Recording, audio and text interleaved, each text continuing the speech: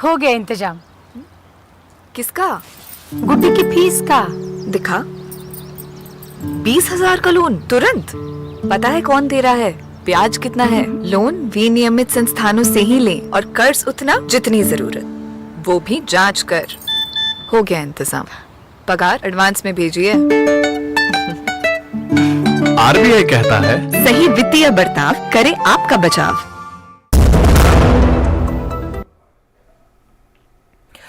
नमस्कार, शुरुआत करते हैं हेडलाइंस के साथ। प्रधानमंत्री नरेंद्र मोदी ने किया आदि महोत्सव का शुभारंभ। कहा, आजादी के अमृत महोत्सव में आदि महोत्सव देश की आदि विरासत की कर रहा है भव्य प्रस्तुति। ट्राइबल प्रोडक्ट्स ज्यादा से ज्यादा बाजार तक आए, इनकी पहचान बढ़े, इनकी डिमांड बढ़े। सरकार इस दिशा में भी लगातार कर रही है काम।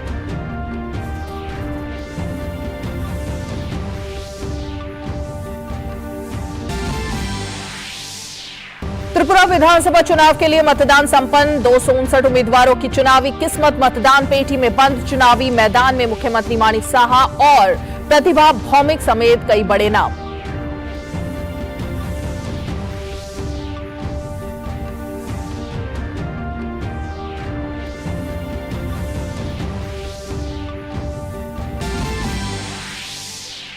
राजस्थान के सिरोही जिले से प्रधानमंत्री नरेंद्र मोदी ने जन जन अभियान की वर्चुअल शुरुआत की। दिसंबर तक चलेगा यह अभियान। जल निकायों के निर्माण और संरक्षण के लिए आयोजित किए जाएंगे कार्यक्रम।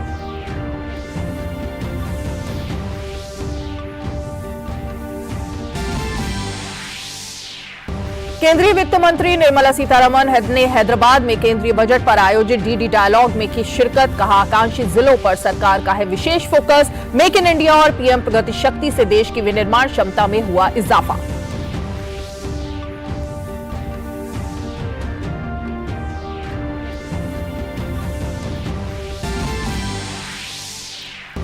राष्ट्रपति द्रौपदी मुर्मू ने किया अंतर्राष्ट्रीय इंजीनियरिंग और प्रौद्योगिकी मेले के 25वें संस्करण का उद्घाटन। 3 दिन के कार्यक्रम में मेक इन इंडिया प्रोडक्ट्स को दुनिया के सामने लाने का मिलेगा बेहतरीन मौका।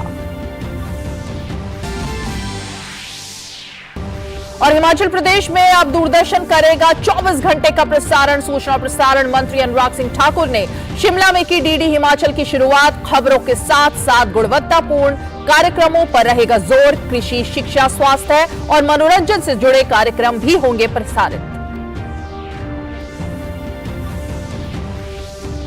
और बुलेटिन की शुरुआत करते हैं आदि महोत्सव की इस खबर के साथ। प्रधानमंत्री नरेंद्र मोदी ने आदि महोत्सव का शुभारंभ करते हुए कहा कि आजादी के अमृत महोत्सव में आदि महोत्सव देश की आदि विरासत की भव्य प्रस्तुति कर रहा है। प्रधानमंत्री ने जनजातीय विकास के प्रति अपनी सरकार की प्रतिबद्धता को दोहराते हुए वो कदम गिनाए जो विकास के सफर में जनजातीय समुदायों के सहायक बने हैं।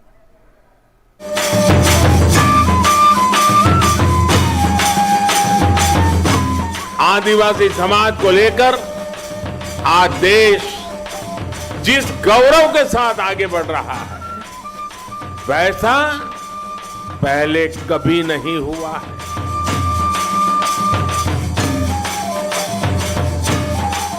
इतनी गौरवमयी परंपराएं, भिन्न भिन्न कलाएं, भिन्न भिन्न कलाकृतियां, ऐसा लग रहा है जैसे भारत की अनेकता, उसकी भव्यता कंधे से कंधा मिलाकर एक साथ खड़ी हो गई है। ये भारत के उस अनंत आकाश की तरह है जिसने उसकी विविधताएं इंद्रधनुष के रंगों की तरह उभर करके सामने आ जाती है। ये अलग अलग रंग जब एक साथ मिलते हैं तो प्रकाश पुंज बनता है जो विश्व को दृष्टि भी देता है और दिशा भी देता है। ये अनंत विविधताएं जब एक भारत श्रेष्ठ भारत के सूत्र में पिरोती हैं, तब भारत का भव्य स्वरूप दुनिया के सामने आता है। ये आदि महोत्सव विकास और विरासत के विचार को और अधिक जीवंत बना रहा है। ये देश की समृद्ध जनजातीय संस्कृति और पारंपरिक कला का भव्य उत्सव है। दिल्ली के मेजर ध्यानचंद राष्ट्रीय स्टेडियम में 27 फरवरी तक चलने वाला आदि महोत्सव जनजातीय संस्कृति को राष्ट्रीय मंच पर प्रदर्शित करने का बड़ा प्रयास है। प्रधानमंत्री मोदी ने महोत्सव का शुभारंभ किया। महोत्सव के मंच पर पीएम मोदी का स्वागत परंपरागत ढंग से हुआ। जुलेखा बानो ने पीएम को लद्दाख की पश्मीना शॉल, ओडिशा के रामेश्वर मुंडा ने ताड़पत्र, छत्तीसगढ़ के अविनाश ने मढ़िया मदिन की मूर्ति और मेघालय के होनवेत ने श्रीयन से जुड़े उत्पाद भेंट किए। अपने संबोधन में प्रधानमंत्री मोदी ने जनजातीय विकास के प्रति अपनी सरकार की प्रतिबद्धता को दोहराते हुए वो कदम गिनाए जो विकास के सफर में जनजातीय समुदायों के सहायक बने हैं। पीएम ने कहा कि जनजातीय उत्पादों के लिए बाजार, पहचान और मांग सुनिश्चित करने के लिए 3000 से अधिक वनधन विकास केंद्र स्थापित किए गए हैं। आज करीब 90 लघु वन उत्पादों पर सरकार एमएसपी दे रही है। प्रधानमंत्री ने कहा कि जनजातीय क्षेत्रों में बेहतर इंफ्रास्ट्रक्चर बनाया जा रहा है। देश के हजारों गांव जो कभी वामपंथी उग्रवाद से प्रभावित थे, उन्हें अब 4G कनेक्टिविटी से जोड़ा जा रहा है। यानी जो युवा अलग थलग होने के कारण अलगाववाद के जाल में फंस जाते थे, वो अब इंटरनेट और इंफ्रा के जरिए मुख्य धारा से कनेक्ट हो रहे हैं। प्रधानमंत्री मोदी ने कहा कि जनजातीय समुदाय में शिक्षा को बढ़ावा देने के लिए 2014 से 2022 तक 500 से ज्यादा एकलव्य स्कूल स्वीकृत किए गए हैं, जबकि 2004 से 2014 के बीच केवल 90 एकलव्य स्कूल खुले थे।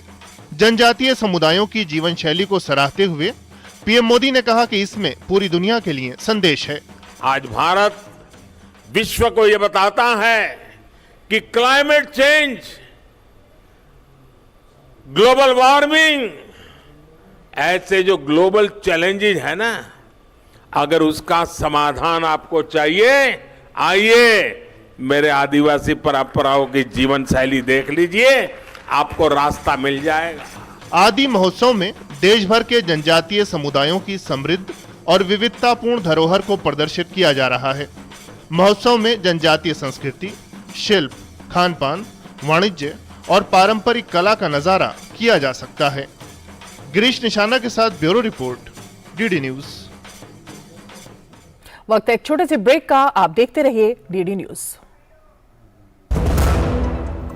पता है, लोग अक्सर मुझसे पूछते हैं कॉल सेंटर का स्टेडी जॉब क्यों छोड़ा। I wanted more out of life. बस मैंने अपना स्टार्टअप शुरू किया। जानना चाहोगे कैसे? Then start up your own business as an LIC agent. यहाँ सब कुछ है, great products, zero investment, leading organisation and unlimited opportunities. तो क्या आप तैयार हैं LIC एजेंट बनो? अब बड़ा सोचो। हमारी वेबसाइट पर जाएं या अपनी नजदीकी LIC शाखा से संपर्क करें। प्रधानमंत्री ने ब्रह्म कुमारी के द्वारा चलाए जा रहे जल जन अभियान के शुभारंभ पर अपने वीडियो कॉन्फ्रेंसिंग में बताया कि देश जल संरक्षण को लेकर सजग है। उन्होंने कहा कि भारत में सदियों से ऋषियों मुनियों ने भी प्रकृति, पर्यावरण और पानी को लेकर संयमित, संतुलित और संवेदनशील व्यवस्था का सृजन किया है। देश बीते 8 साल से लगातार प्रयास कर रहा है। नमामि गंगे की सफलता भी उन प्रयासों में से एक है। प्रधानमंत्री ने जल जन अभियान की सराहना की। 21वीं सदी में दुनिया इस बात की गंभीरता को समझ रही है कि हमारी धरती के पास जल संसाधन कितने सीमित है। इतनी बड़ी आबादी के कारण वाटर सिक्योरिटी भारत के लिए भी एक महत्वपूर्ण दायित्व है, हम सबकी साझी जिम्मेवारी है। इसलिए आजादी के अमृत काल में आज देश, जैसा हम कहते हैं ना, जल है तो कल है, तो जल को कल के रूप में देख रहा है। जल रहेगा तभी आने वाला कल भी रहेगा, और इसके लिए हमें मिलकर आज से ही प्रयास करने होंगे। मुझे संतोष है कि जल संरक्षण के संकल्प को अब देश एक जन आंदोलन के रूप में आगे बढ़ा रहा है। ब्रह्मा कुमारी के इस जन अभियान से जन भागीदारी के इन प्रयासों को नई ताकत मिलेगी। प्रधानमंत्री ने गोरखपुर में आयोजित हो रहे सांसद खेल महाकुंभ को संबोधित किया। खिलाड़ियों का हौसला बढ़ाते हुए प्रधानमंत्री ने कहा कि खिलाड़ियों का सफर हारने का नहीं बल्कि जीतने का है। भारत को खेल महाशक्ति बनाने की ओर और सांसद खेल महाकुंभ को भी एक नई पहल बताया। मैं मानता हूं कि अगर भारत को दुनिया की श्रेष्ठ स्पोर्टिंग पावर बनना है तो उसके लिए हमें नए नए तौर तरीके ढूंढने होंगे, नए रास्ते चुनने होंगे, नई व्यवस्थाओं का भी निर्माण करना होगा। ये सांसद खेल महाकुंभ ऐसा ही एक नया मार्ग है, नई व्यवस्था है। राष्ट्रपति द्रौपदी मुर्मू ने नई दिल्ली के प्रगति मैदान में अंतर्राष्ट्रीय इंजीनियरिंग और प्रौद्योगिकी मेले के 25वें संस्करण का उद्घाटन किया। इस अवसर पर उन्होंने कहा कि मेले का आयोजन सिर्फ भारत की विकास गाथा का उत्सव ही नहीं बल्कि इंजीनियरिंग और विनिर्माण के क्षेत्र में भारत के विकास की कहानी है। राष्ट्रपति द्रौपदी मुर्मू ने गुरुवार को नई दिल्ली के प्रगति मैदान में अंतर्राष्ट्रीय इंजीनियरिंग और प्रौद्योगिकी मेले के 25वें संस्करण का उद्घाटन किया। 3 दिन तक चलने वाले इस मेले का आयोजन भारतीय उद्योग परिसंघ द्वारा किया जा रहा है।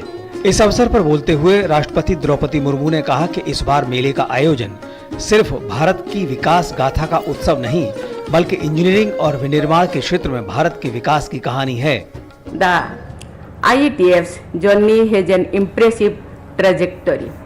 This year, the event is not only a celebration of India's growth story in the engineering and manufacturing sector, but also a testimony to the nation's collaboration with the best in the world in advanced technologies. I commend the IETF and the Confederation of Indian Industry for developing this event as the leading technology and innovation forum for Indian development.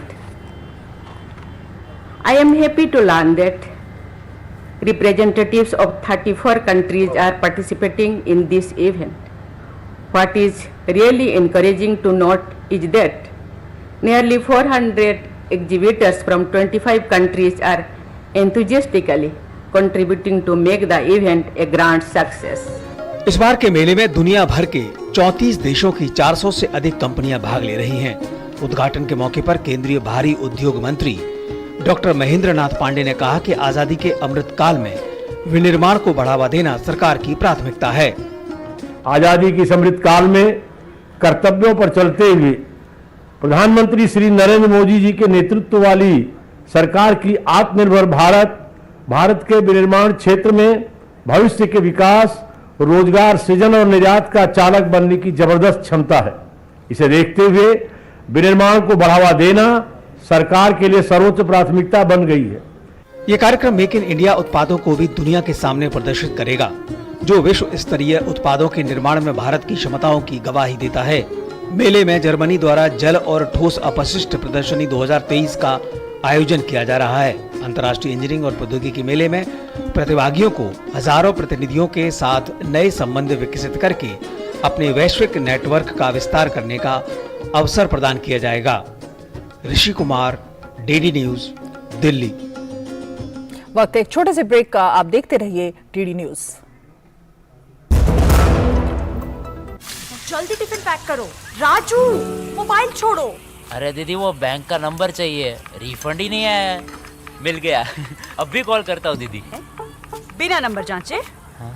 अक्सर जालसाज bank की नकली website और फर्जी number से पैसों की धोखाधड़ी करते हैं। तो फिर सही नंबर? बैंक की ऑफिशियल वेबसाइट या तो कार्ड। आपने तो बचा लिया दीदी।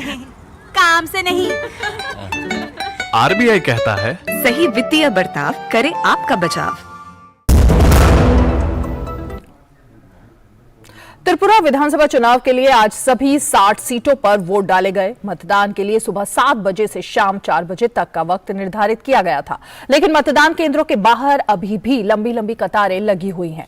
चुनाव आयोग के आंकड़ों के मुताबिक शाम 5 बजे तक त्रिपुरा में 76.68% वोट डाले गए।